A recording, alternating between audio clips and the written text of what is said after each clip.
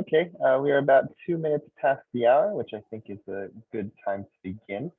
Thank you everybody for joining us for this month's Cannabis Chemistry Journal Club, hosted by the Cannabis Chemistry Subdivision at the American Chemical Society.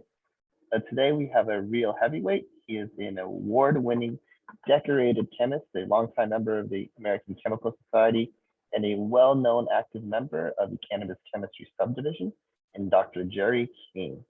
Dr. King has over 57 years of experience in the field of chemistry, chemical engineering, and food technology. He has worked in government, industrial, academic, and consulting environments. Dr. King has published over 277 documents, including government reports, and holds 3 patents. He is world-renowned for his expertise and contributions to supercritical fluid technology in the fields of food, botanical, and natural product processing, as well as contributions to analytical chemistry and material science. Since 2013, Dr. King has had a focus on consulting, education, and research and development related to the cannabis and hemp industries. He is a recognized multidisciplinary expert in the field of extraction engineering and chemistry, particularly using critical fluid technology, has made numerous presentations at science and engineering conferences. Since 2012, he's been an R&D consultant with a focus on applying the above technology from cannabis and hemp, as well as other natural products. In 2021, he was awarded both the ElSohly Award for Excellence in Cannabis Chemistry, as well as the Kenneth Spencer Award from the American Chemical Society. Today's draw is in regards to packaging materials for the cannabis and hemp industries. Historically, key concerns in the cannabis and hemp industries with regard to packaging have centered around advertising, child-resistant devices, sustainability, recyclability, and labeling. So this presentation is going to focus on the issue of which packaging materials are appropriate with respect to their chemical interactions and engineering properties relevant to the packaging of cannabis and hemp products. So Dr. King, feel free to take over. The floor is yours. Thank you, Andrew. Bring up my slideshow here. If I can, there we go.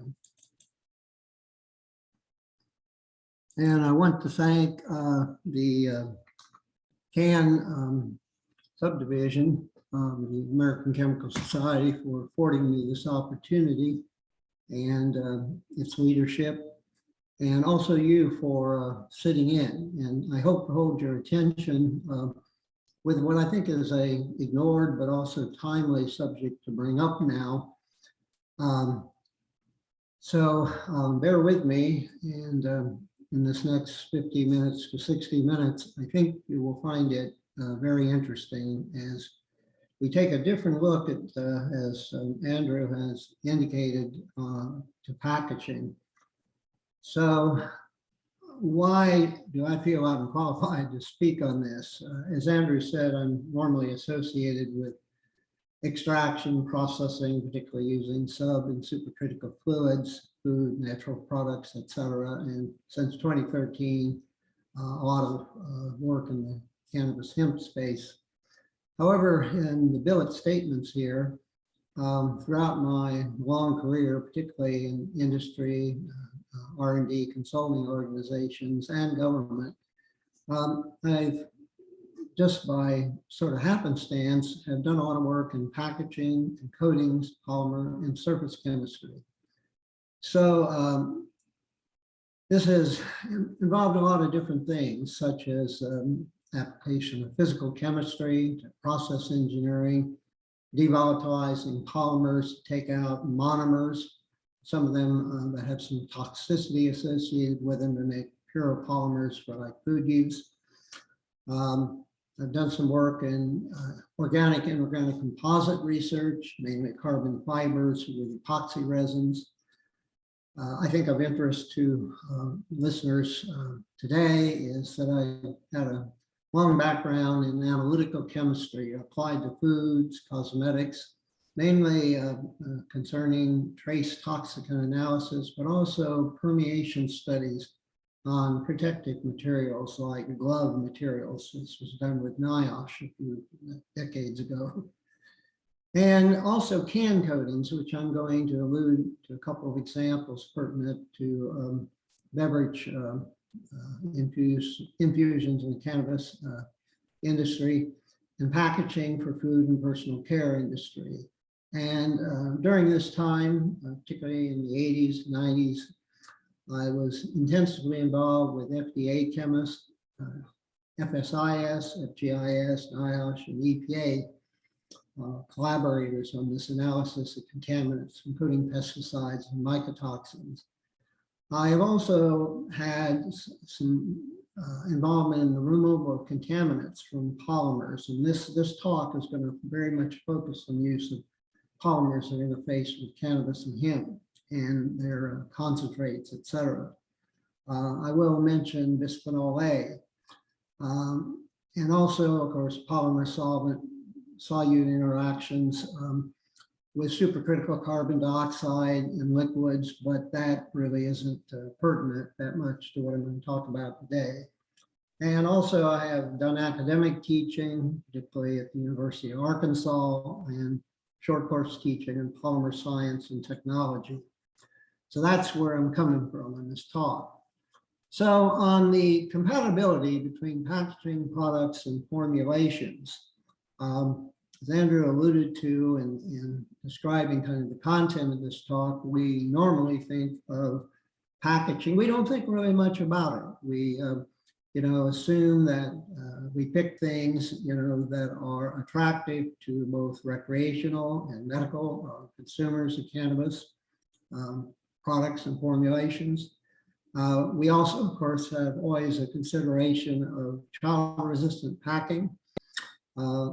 There's also, I think, feeling throughout our industry of sustainability, looking at biodegradable polymers whenever possible, or recyclable polymers.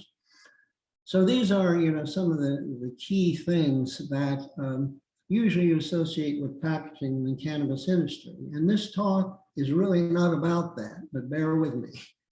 So we're going to talk about, what is safe packaging from a technology point of view and where things kind of go awry.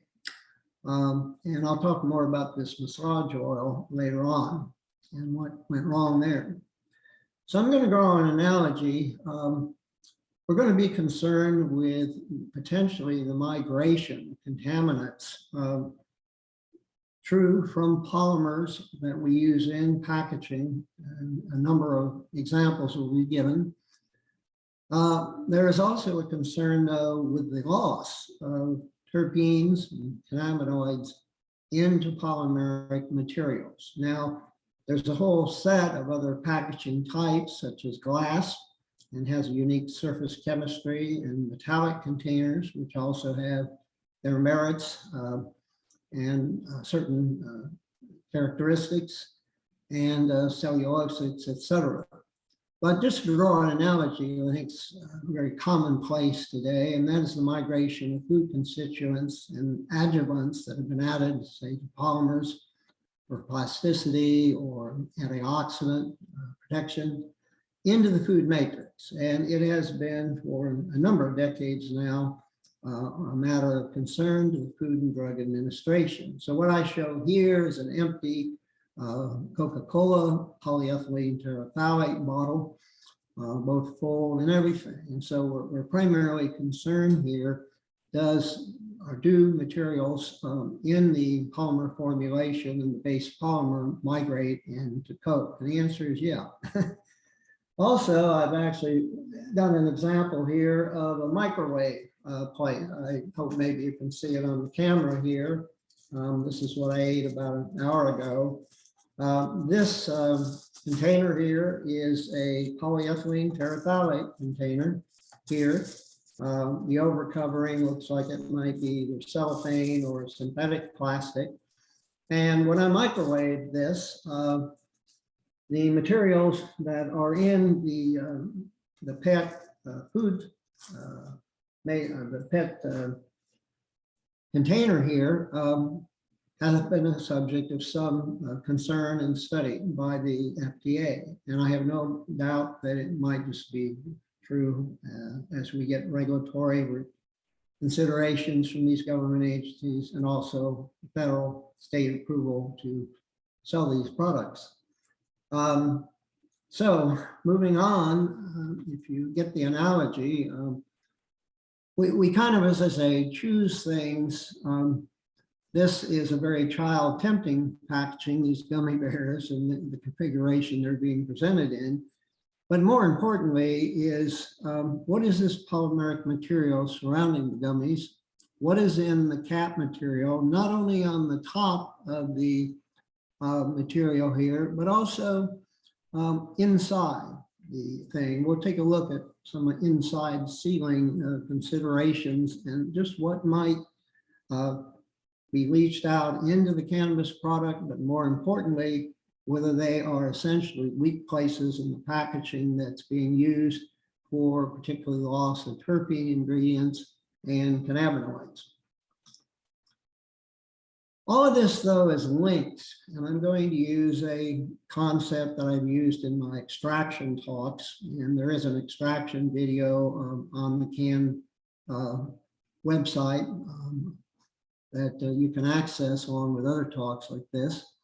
But there's a whole lot of difference. The very common thing in our industry is infusion in about everything possible.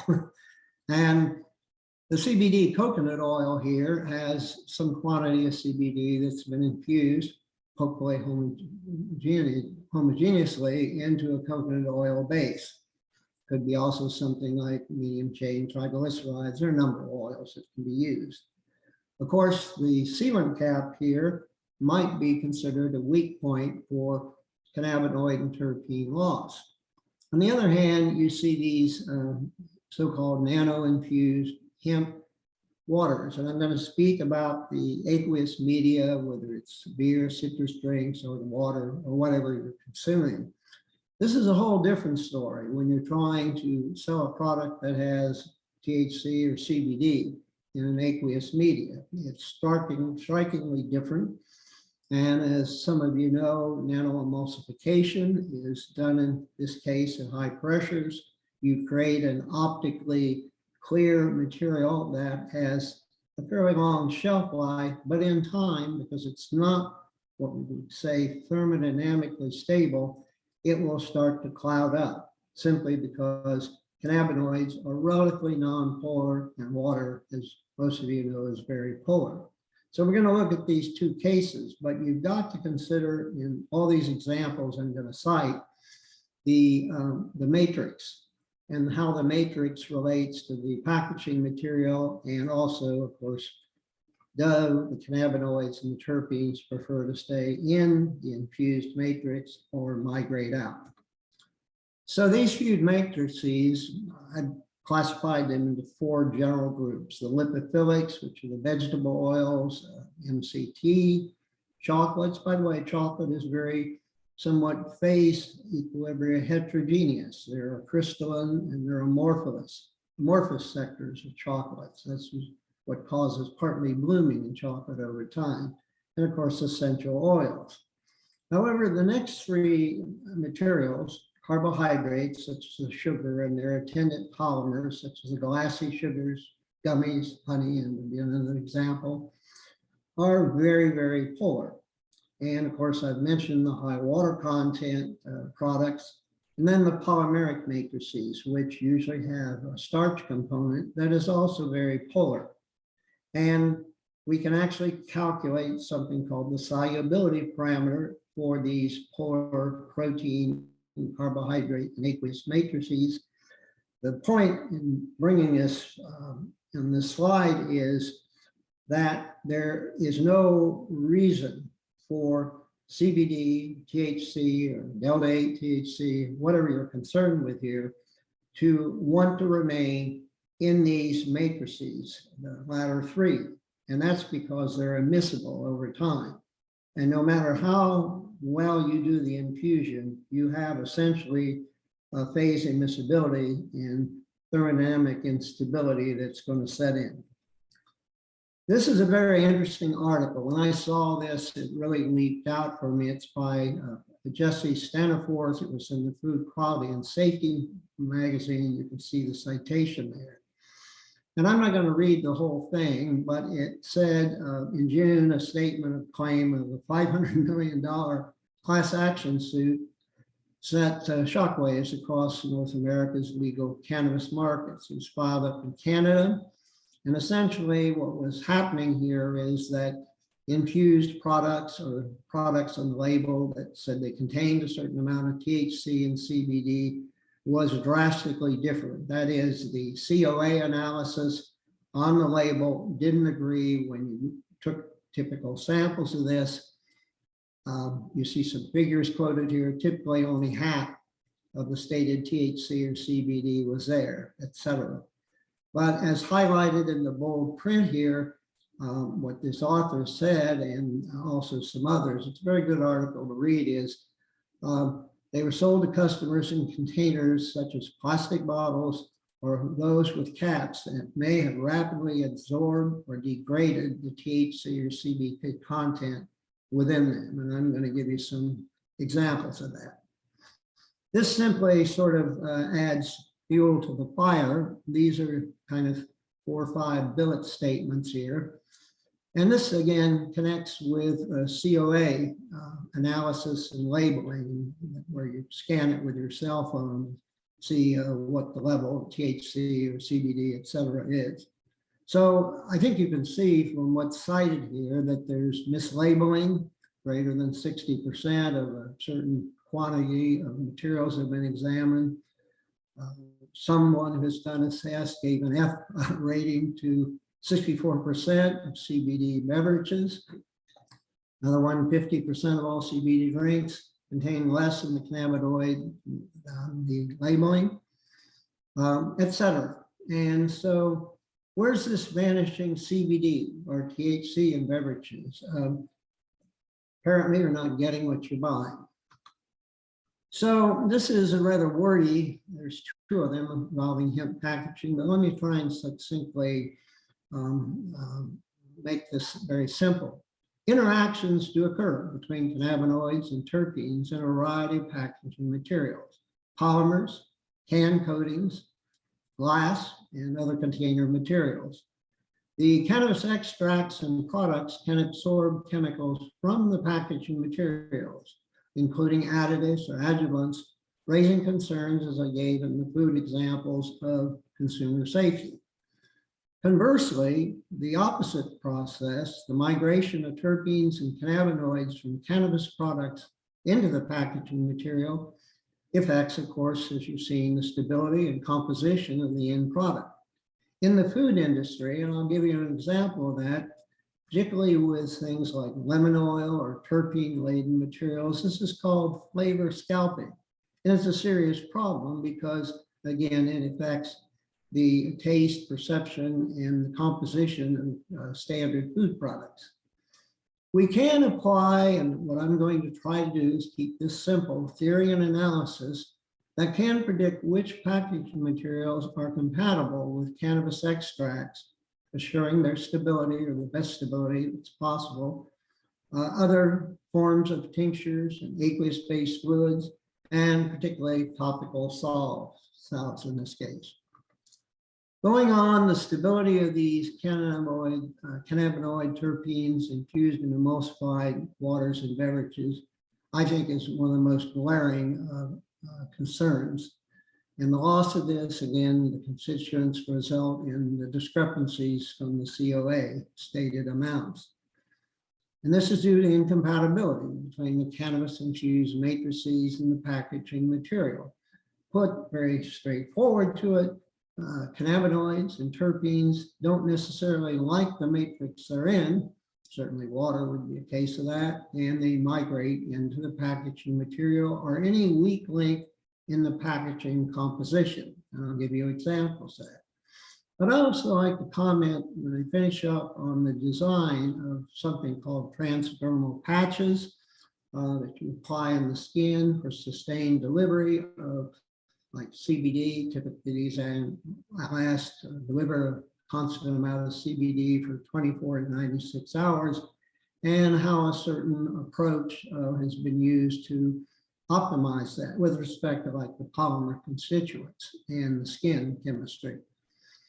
So when you mix materials in cannabis containers, maybe be glass and with polymer components in it, or a sealant with cannabis and terpene interactions, problems arise. And I'm going to definitely show you some real world examples of that.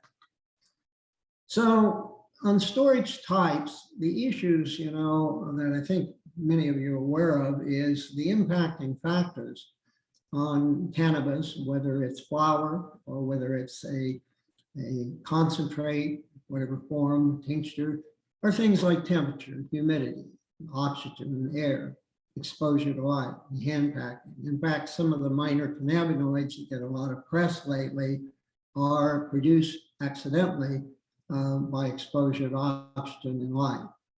So there are ways prophylactically to and storage aids that will extend the shelf life. And there is a very good article, I think I cite it later, on ways of infusing the polymeric matrix, in this case, with oxygen sequestration agents, etc., even antioxidants that block UV absorption.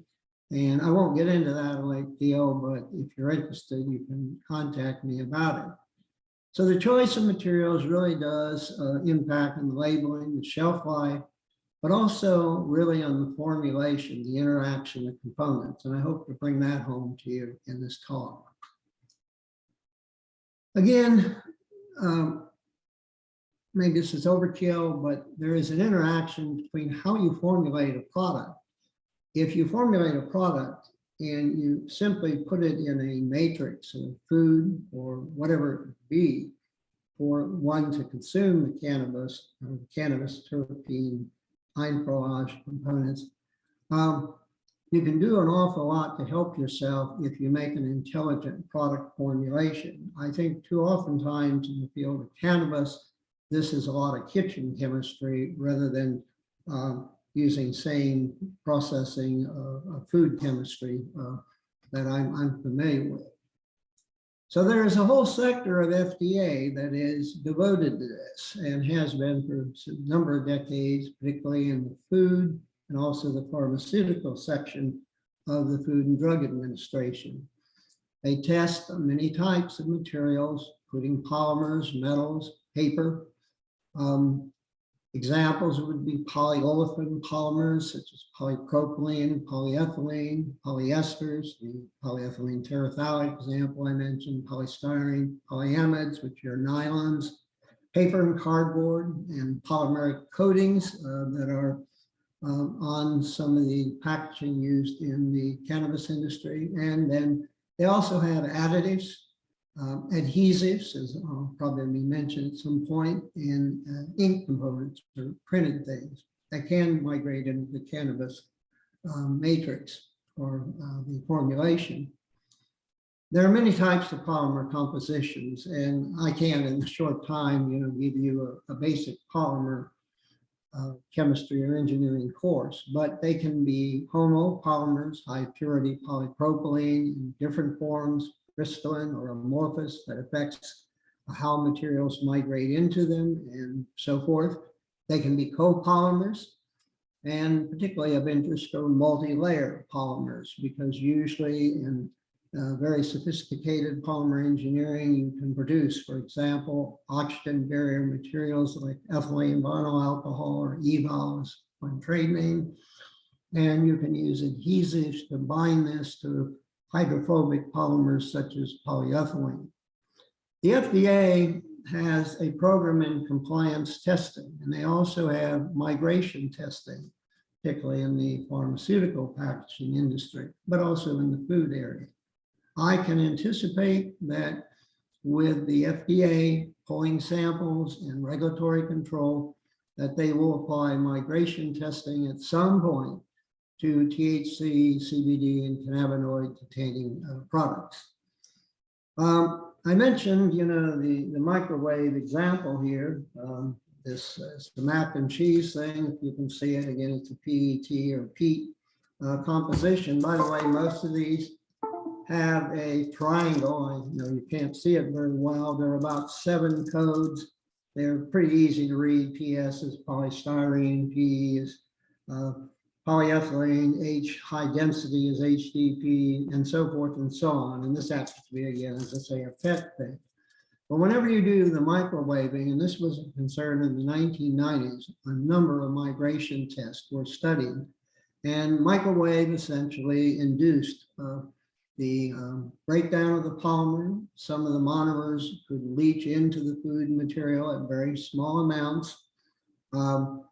Generally, when you microwave a polymer, you start to degrade, particularly the molecular weight distribution. So there's a considerable analytical methodology that FDA and similar regulatory agencies throw at in studying polymer materials that are used in packaging. And of course, there now, as many of you are aware, are official methods appearing from AOAC, ASTM, AOS, etc. So we want to protect against adverse influence that can alter the properties of the product, moisture, keeping it airtight, the light and the oxygen and everything. But further, we want to protect it against biological contamination. And of course, every day I read the FDA logs of things that are withdrawn from the supermarket shelf that have salmonella contamination. We also want to protect it against physical damage. Is the packaging, too friable that it will be torn somehow and contamination will leak in, or in this case, cannabinoids and terpenes will leak out. The kind of packaging materials must be chosen in a way that packaging itself does not have an adverse effect on the product. And I will mention something about chemical reactions in some cannabis infusions later on. But of course, the leaching of packaging materials or absorption are the major concerns.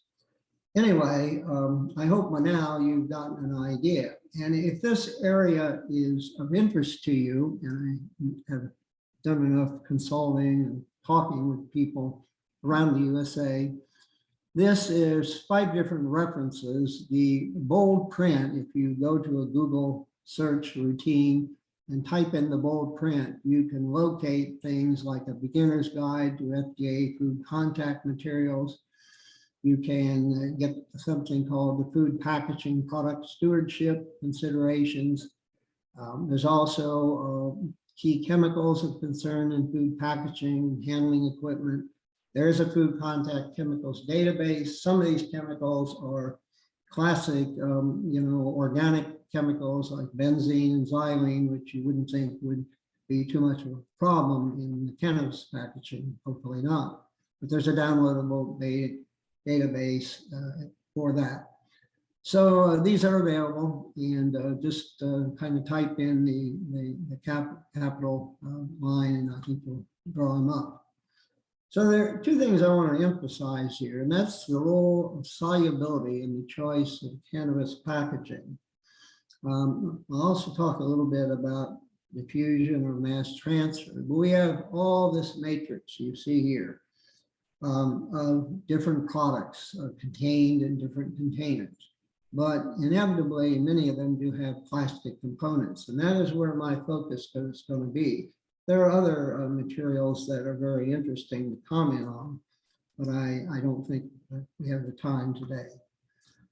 I have used a concept known as the Hildebrand solubility parameter, or delta up here, very extensively in explaining extraction of cannabinoids from hemp and cannabis strains. And I've given talks, and there is also one on the CAN website that evokes this.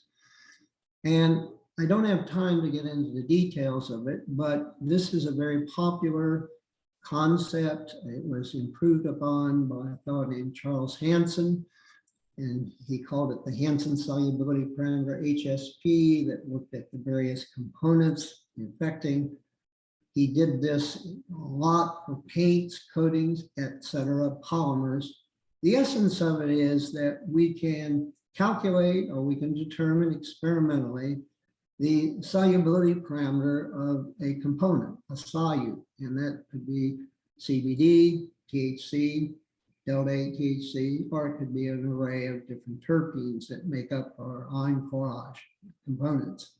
And when the solvent or the fluid equals that of the solute, you get, like the ElSohly, you get maximum solubility, but also you have a range bracketing that equivalence where you have potential miscibility. It's just as the fluid and the solubility parameter of the solute of cannabinoid differ up to the values cited there in two different scales, it gets less and less soluble and ultimately immiscible. So we have done literature searches on this. We have a very handy Excel program that you can do any molecule you want, including any structural cannabinoid or terpene. Many of these are available experimentally or in the literature, but we do have an Excel program that we have used a lot for the cannabinoids and the major terpene components. This just simply shows a series of extraction liquids. You see my favorite CO2 there, and other ones that have been used. Some of them actually used like glycerol and water and butter and olive oil have been used with infusions of cannabinoids to create some kind of product. The values on the right are this solubility parameter in units of megapascals to the half power.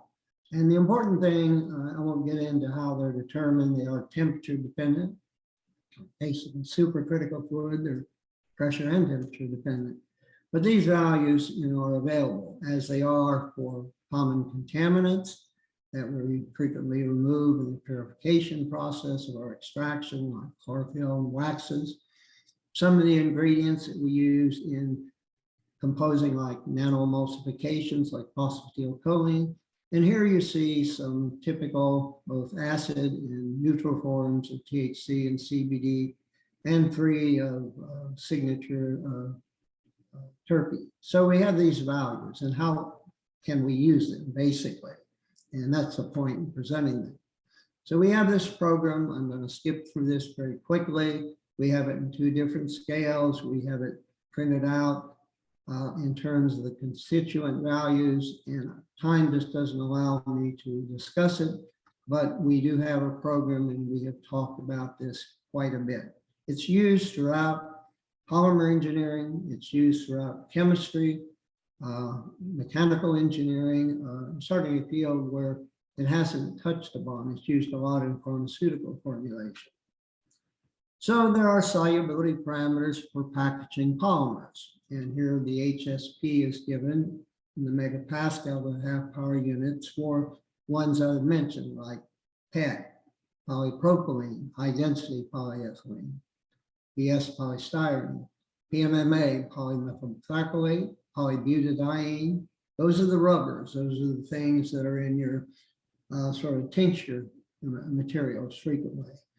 Nylon, it can be in several forms, basically polyamide resin or polycaprolactone. PC is usually the symbol for it, and it is used awful lot in a lot of cannabis packaging products. And there are the silicone polymers. These appear in various places like syringes, in other places, or as liner components. Nylon 6,6, got mixed up there a little bit. There is the one form of nylon. There's a nylon 612, etc. And then there's a very non-polar polymer that you're all aware of called Teflon. It's gotten a bad name recently because of some leachables from that. So anyway, they all have these solubility parameters on the right-hand side. And some of them, when they equal that of the CBD or the terpene or delta 9 THC, that means they're miscible. And that's an important thing to realize, particularly if the CBD and the terpene components are in a matrix that is unfavorable to them, has a high, say, solubility parameter, they will migrate into the polymer. And you're going to see a couple of examples I'm going to cite here. So this brings up another concept. Don't turn off your computers, and that's what's called activity coefficients. Basically, an activity coefficient is a number. It can be predicted, it can be determined experimentally. But essentially, it is an escaping tendency.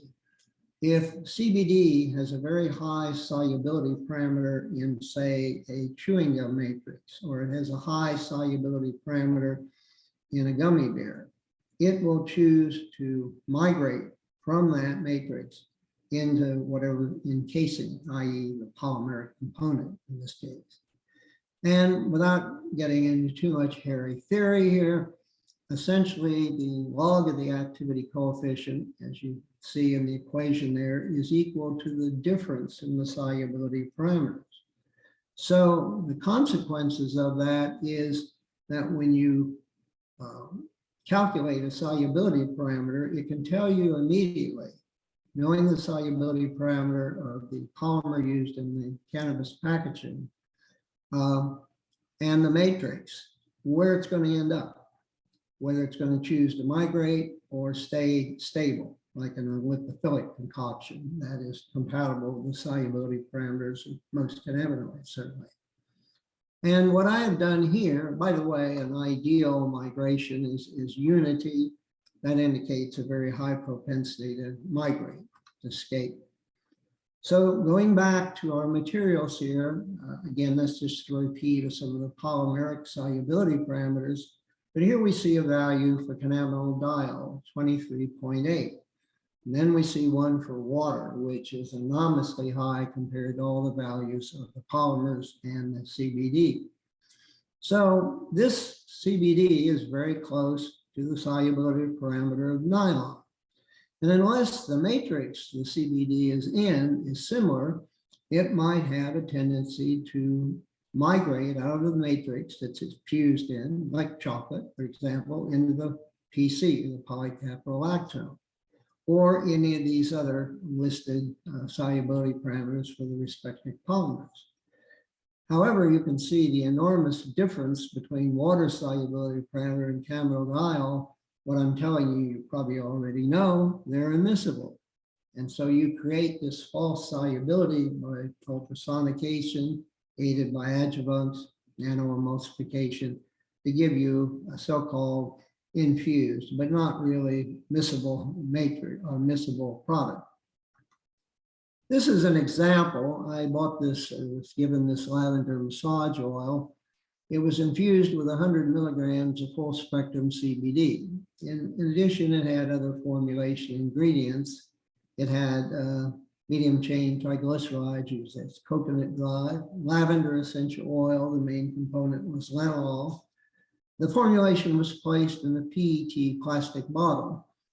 Over time, I noticed that when I touched the outside of this bottle, it was very greasy-like. It also, I could faintly smell an odor. So it was, what was happening here is the ingredients were absorbing from the MCT or the composition inside the bottle into the PET, which would invalidate the 100 milligram claim of the bottle.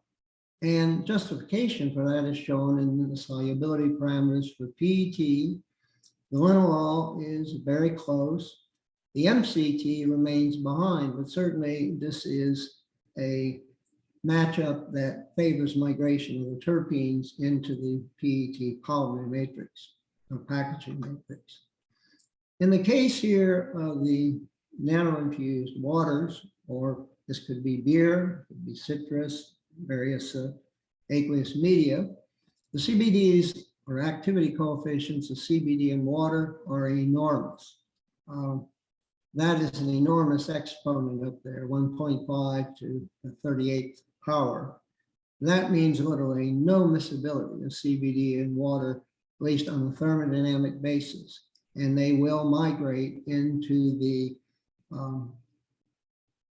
bottle here. It's probably a PET bottle, I'm guessing. On the other hand, CBD's activity coefficient in PET is almost getting close to ideal or unity, 2.88. So between these two comparisons here, it is definitely going to prefer to be in the PET matrix and not stay in the water over time. And so This is why the stability and the billet statements made earlier in the presentation, this is what's happening. So there is a kinetic component to this. Permeation and sorption of solutes, i.e. CBD, CBN, whatever the cannabinoid is, or the terpene into the polymers is governed by the flux of that component into the polymer. And that flux is equal to the solubility, which we've already been discussing, but it has a diffusion component. This gets to be a little bit hairy here, so don't leave the lecture. But basically, this was copied out of a reference that I can provide for you. But you see in the upper right-hand corner a place where it says packaging material, and you see the concentration of a component like CBD. And you see that it goes to an interface into the food material. So this is a case of contamination coming from polymer into the matrix that may have the cannabinoid in it or the infused water or whatever it would be in this case.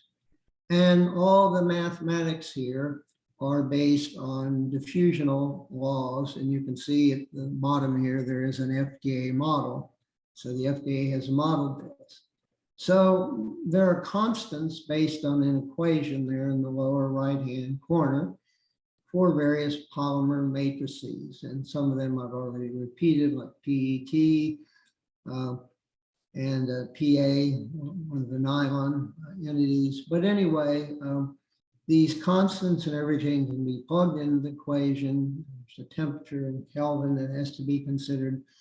And you can actually estimate the diffusion coefficient of something like a CBD in a polymeric matrix. And that really is related to your shelf life and even the time limit on your nano-emulsified beverage. The other case here, which I mentioned, the scalping of flavors in packaged foods. The citation of the article is down below there. It's a very good one. And basically here, the polymer film from the environment, the permeation can go into the food stuff. It can be oxygen, water vapor, et cetera, other gases. And of course, this promotes things like microbial growth, oxidation, mold growth. On the other hand, you have migration of the monomers and additives that I've alluded to, which can create off-flavor and safety problems. But the scalping refers to the reverse process. And a very common form of scalping is the loss of aroma components and fats and organic acids and occasionally pigments. And this loss of aroma intensity, affects the consumer. And there's no reason to believe that would not be the case in cannabis where we study it. So the scalping is where I think the problem occurs in the cannabis field. So there are examples of this. If you type in HSP examples, flavor scalping, Hanson solubility parameter, HSP, you'll come up with this cited thing by Sander van Loon. And this is actually part of a book called Hanson Solubility Parameters, a user's guide.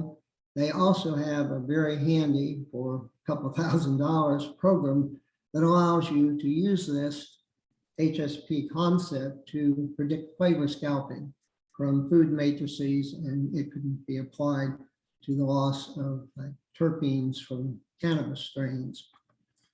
And they have a lot of glitz with this type of thing where you can create the diffusion curves or the buildup of a material, depending on how you want to look at it, for various materials. So it's a very nice, computer-oriented program to study essentially the flux or the mass transport, of the materials into a material or into the polymer matrix. So quickly moving on here, this is an example of poor packaging, in my opinion. It's, you can see some cannabis bud there, but it's a classic thing with a cellulosic seal. Basically, in my opinion, from what I've been talking about here, that will not last over time. You will get, even though it seems to be a very innocent kind of packaging, you will get loss of cannabinoids and terpenes into those top components, even if the bottom is indicated here is glass, and that is probably a nylon, crystalline nylon bottom. It's interesting in the processing, and I want to go through this quickly, that when we do extraction, the step over here on the far right, whether it's carbon dioxide or hydrocarbon gases or ethanol, whatever your solvent you're using, then we frequently will collect our products in these mason jars. And it's interesting that this has become quite popular when all this extraction work started in cannabis and hemp products, because yes, you have glass, but you have an elastomeric seal since this is used in pressure cooking. So the whole point in showing you this is that, you know, something as innocent as the packaging materials, we can have a bottom that is consistent with retention of the cannabinoid and terpene components, glass, for example, or it could be metal. But then we create issues with the plastic or inside the cap sealing materials. That happens to be, and this is just another example. And I'm going to return to another slide, it's out of order here, and that's a tincture bottle constituent. The tincture bottles usually are glass bottles, but the problem is that the actual dropper in this case may be glass, or it may be, in some cases, a polymeric thing where you're titrating out the number of drops on your tongue or under your tongue. Also, it has on the top the squeegee part, which is polybutadiene or some similar rubber type polymer, which has a propensity to soak up terpenes and maybe cannabinoids, and then the cap. And add fuel to the fire under the cap is another sealing material. Frequently, it's a nylon elastomer that also is a potential weak link in containing the cannabinoid and terpene constituents. So let me move on very quickly. So when you're formulating your products, as again, I want to emphasize, if you're doing it with carbohydrates, water, and other polymeric materials like starches or carbohydrates, they have a tendency to, with packaging, to have the components, cannabinoids and terpenes, leach out, not so much so in the lipophilic. So sometimes you can create a composition where you have citric acid, as you see in these products. It's been shown that citric acid will degrade cannabinoids over time, and this is a CBD infused candy compositions. There's some other I'll quickly show you here, but it does degrade the cannabinoid, so it's another source of concern. This is a bath bomb. It's laced with CBD, as you can see on the right hand side, a little inset I put in there. It has citric acid, etc. And the problem with this composition is the citric acid will, as a weak acid in this case, affect the cannabinoid and tending to degrade it to one of, say, the minor cannabinoids that you hear so much about. In the nanoemulsification, which is shown in this cartoon here, very high pressure and multiple passes are done, usually with some kind of surface active agent to produce essentially very micron-like particles, even nanoparticles, as illustrated by the dots in the circle there on the right-hand side. And then it's, you know, put into bottled beverages, etc. in this case. So this brings you, you know, to your beverage market. I used to work in an industry, the canning industry, and I'll hold this up in this case. This happens to be, if you can see it here, a delta 8 THC sulfur. So it's nano-infused with THC, delta 8 THC in this case. What people don't appreciate about the Rocky Mountain High material shown before you on the screen, or what I'm holding up here, is there's a lot of chemistry, a lot of technology involved in even your cans. And in many cases, in the industry I worked in, epoxy resins are used. Epoxy resins are usually formed between epichlorohydrin and a material called bisphenol A. And that may ring a bell with some of you because bisphenol A is a cancer-causing agent. So BPA has been on the radar screen for elimination and to find something more suitable than BPA. However, these epoxy resins do make the inside of the can, usually very acidic in the case of some of these waters and the infusions, resistant. And whatever your liquid is, and the FDA has, I believe it's 4 or 5 food simulating solvents, ranging all the way from olive oil, which is used to simulate a lipophilic composition in a can or a package or a glass jar, to things like dilute acetic acid or acidic materials. I can guarantee you that the can is deeply affected if it has sauerkraut in it or something that is very corrosive versus something that is not so corrosive. Again, the solubility parameters of the polymers, the only reason I showed there is I showed the epoxy resin in this case is another component you may be using and not aware of that is inside the can coating. Moving on quickly, I would not consider these sealed packages of these CBD or THC infused candies to be a good material. Again, there is no statement on the label, and I think eventually FDA will require this, of what this is, whether it's cellophane or whether it's a polyolefin that's been heat sealed. Essentially, the potential for leaching of the cannabinoids and terpenes is probably pretty high here. And likewise, with these CBD lips, undoubtedly, if you were to look at these and take an average, you might not find the 25 milligram in each of these candied lip configurations. Likewise, with bud, in these simple heat sealable or sealed things here, basically, when you've got it in this kind of plastic packaging, you're setting yourself up for, loss of the active components in the cannabis or hemp strains. This is an innocent-looking bottle.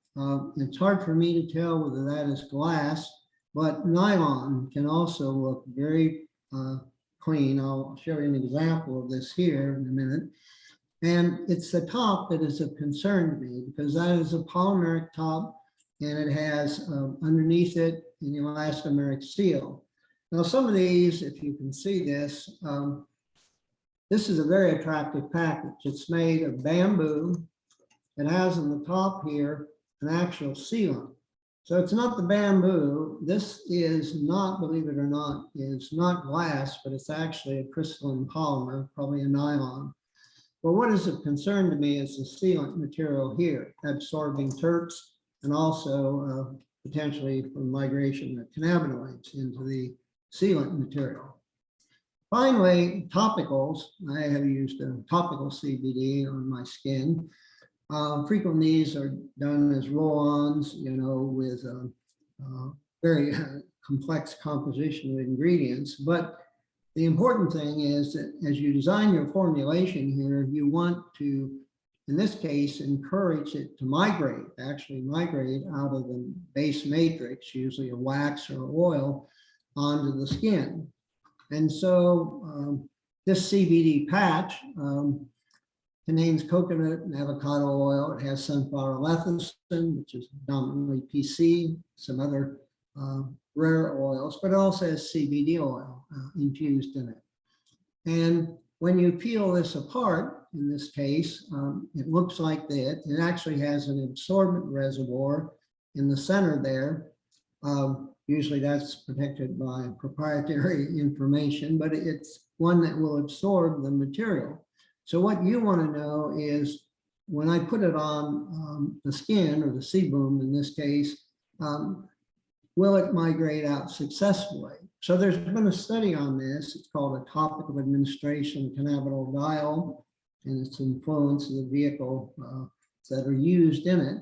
This shows a cross section of a typical topical patch. So you have to look at this and you have to say, well, the HSP of human skin is roughly between 20 and 24 megapascals. So you have to look back on the CBD and solubility parameter. Unfortunately, I haven't listed it here, and have to ask, will it go into the human skin? The answer is yes. But what you want to do is heighten the differential between the HSP of the polymer that it's infused in and induce it to go into the human skin that has this range of solubility parameters. And by the way, in this study, the authors used sort of a compositional solubility parameter sort of algorithms called the Fedor's method. It weighs sort of on a weight fraction basis all of these components. You can see it's quite complex, 10 components at least.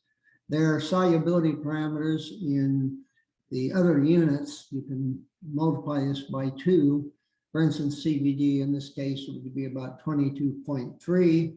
So as you go back and look at it, it's right there in the middle of the HSP human skin value, and it should very comfortably, migrate in as a component in this complex matrix. And the implication is the CBD permeation rate profile. It can be controlled by regulating the composition of the formulation. Similarly, the CBD and this CER, which has this acylglycoceramide name, the solubility parameters are permitting maximum penetration into the skin, permeation of the skin of the CBD. And all this can, again, be predicted by these relatively simple tools that I mentioned in my talk here. CBD's instability in solution, has been reported, as I've cited in the case of aqueous beverages over time. So the CBD stability over time, at least for topicals, is vastly improved by the transdermal printed patches in this case. Jerry, just a quick warning, we're coming up on the noon mark here. Yep. So I am finished. That is a website that I have that I think has some useful information. And I want to thank you for your attention. This is an interesting article that employs the solubility parameter. And I hope you found the talk interesting here. Again, thanks to Ken and Andrew for moderating this. And I hope that I've given you food for thought. Again, thank you. No, thank you, Jerry. Honestly, as an analytical chemist, your presentation has made me question all my life decisions. At this point, I'm going to have to look at the material of every single thing that touches my samples to ensure proper recovery. Everything from our centrifuge tubes to our pipette tips to the nylon versus PPS syringe filters. You're giving me a lot to re-examine, so I thank you for that. Yeah, I didn't say it, but our common analytical tools like polymeric pipette tips, what we put our analytical samples in before we do GC or we do HPLC for potency analysis. This is something for the analytical chemist to consider, and also septum materials. Absolutely. So I didn't see any questions in the chat, but we do have a little bit of time for Q&A. If anyone would like to put questions in the chat or pose one to Jerry King, that would be the time. Otherwise, this presentation, we got one from Yvonne. Hello, Yvonne. Are there any topical matrices that CBD would not leach from into the skin, Jerry?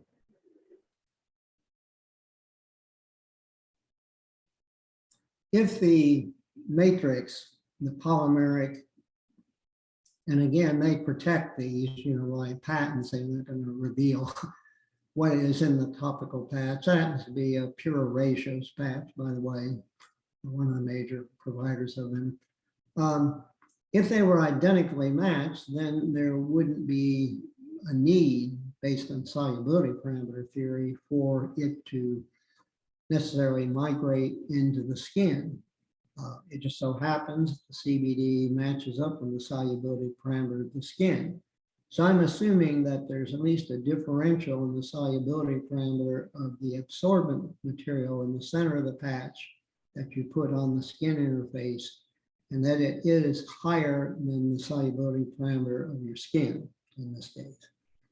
That's my basic guess. Also, as I said, you can actually use these kinetic models to follow the absorption or desorption from the polymeric matrix that you've infused it into your skin in this case, or for that matter, even in any of the matrices, you know. It's just that I think that we use a lot of kitchen chemistry and empiricism on these matrices, and what I've tried to convey here is that a lot of them are, from a thermodynamic and kinetic point of view, they are not stable. They will over time change. And that's why I think you see all these discrepancies in the stated COAs, because over time they're migrating into particularly a lot of these packaging components, and polymers are probably the weakest link. One question somebody might ask is, well, what would you recommend? Glass has a unique chemistry with the hydroxylated surfaces, and it can be also chemically treated to make it even hydrophobic, but that's an expensive process. But glass is not a bad matrix. It's where you start putting together polymeric components and droppers and sealing caps and that type of thing, even sort of snuff type boxes, but you get into problems. Actually, metal is not too bad as long as it doesn't cause a reaction. When you buy kilogram quantities of terpenes, it's been my experience as a chemist, they usually come in stainless steel, you know, containers in this case. Sophia Nanji is asking, for bud, or in this case flower, is diffusion into material matrix limited by terpene and cannabinoid diffusion into air, or is it a surface-to-surface interaction?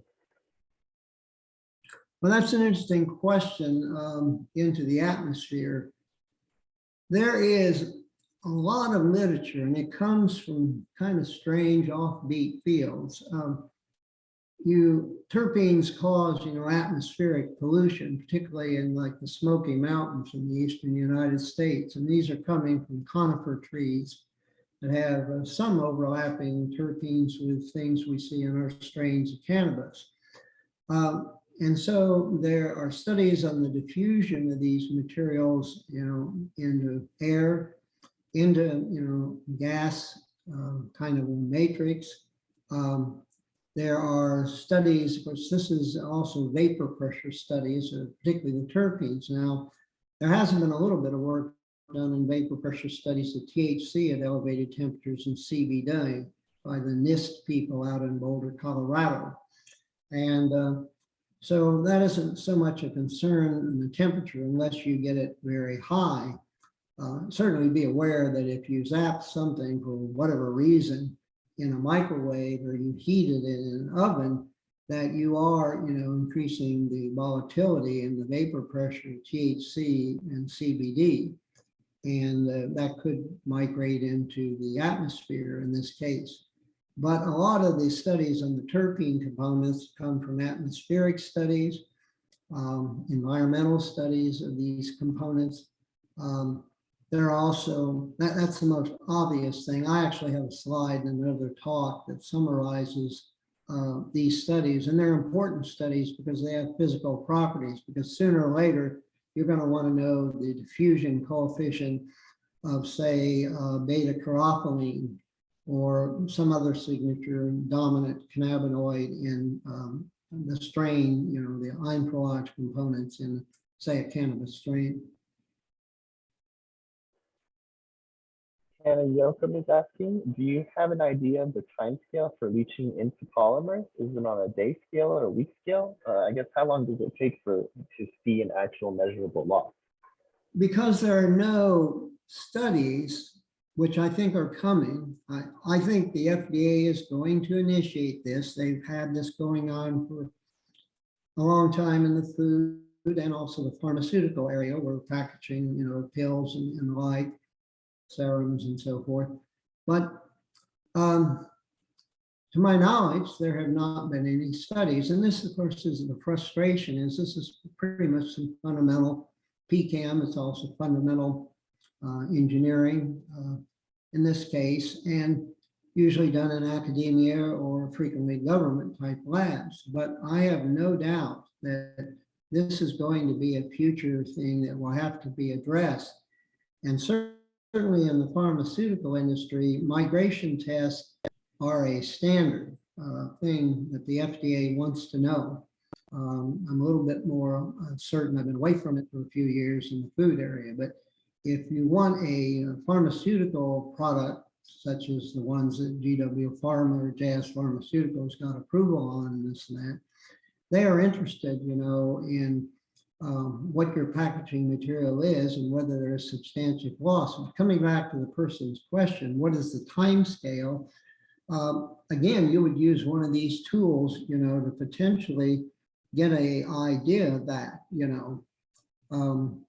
and that I just can't pick off the top of my head and say, well, it's, the order of days or weeks.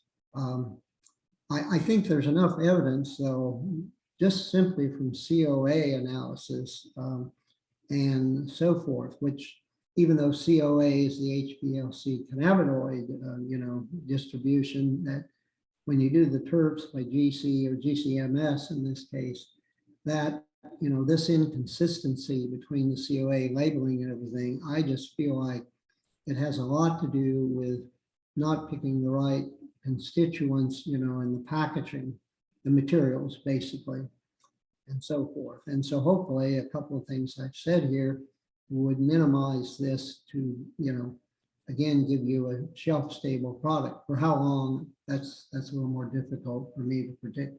It really needs to be studied.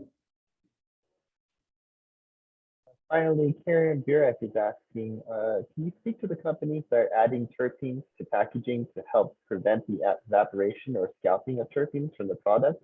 Does doing this make sense? I think they're fortifying it. I don't think it, affects the basic realities of this thermodynamic-based instability. It's going to leach even if they add excessive terpenes. I'd be a little more concerned that they're adding terpenes beyond the miscibility limit into, say, a vape concentrate. There is another slide I have in another talk where you actually have a electronic cigarette vape insert. It's actually, the THC or the CBD has crystallized out, and you have to actually warm the cartridge up before you put it into the electronic cigarette to have homogeneity. So even in that case, it's a rather, stunning example of where poor miscibility, is a problem. And I'd have to look at the slide on whether this was something, I believe it was glycerol. And glycerol and CBD are not miscible to any appreciable extent, or THC for that matter. So that's one example that came to my mind. Another thing, I don't think it affects, the basic question of instability of the formulation, leaching, and of course diffusional leaching, which relates to the time dependence over what's occurring in this case. Right on, Jerry. So thank you once again, Dr. King, for your presentation, for taking the time to answer questions. To everyone who is interested, a recording of this webinar will be available on the Cannabis Chemistry Subdivision's YouTube page in about a month or so. I know I myself will definitely be referring to it in the future to take a look at that solubility data. And we will, again, this Cannabis Chemistry Journal Club is going to happen the last Thursday of every month. And if you are looking to present, feel free to reach out. Thank you everyone for joining, and have a great Memorial Day weekend. Thank you all. Bye-bye.